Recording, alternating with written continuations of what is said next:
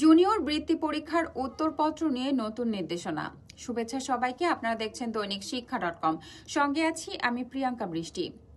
Junior বৃত্তি পরীক্ষা 2025-এর অব্যবহৃত উত্তরপত্র ও অতিরিক্ত উত্তরপত্র সহ ট্র্যাঙ্ক ফেরত দিতে নির্দেশনা দেওয়া হয়েছে। আগামী 28শে জানুয়ারির মধ্যে ঢাকা শিক্ষা বোর্ডে এ ট্র্যাঙ্ক ফেরত দিতে হবে।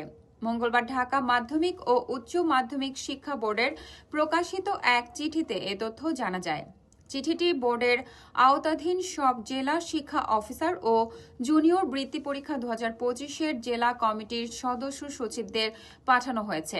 চিঠিতে বলা হয়েছে, জুনিয়র বৃত্তি পরীক্ষা 2025-এর খালি ট্র্যাঙ্ক আগামী 28শে জানুয়ারির মধ্যে ঢাকা শিক্ষা বোর্ডে ফেরত দেওয়ার জন্য বিশেষভাবে অনুরোধ করা হয়েছে। এ বিষয়ে প্রয়োজনীয় ব্যবস্থা নেওয়ার জন্য অনুরোধ করা হয়েছে। দৈনিক শিক্ষার ইউটিউব চ্যানেলটি সাবস্ক্রাইব করতে ভুলবেন না। ধন্যবাদ।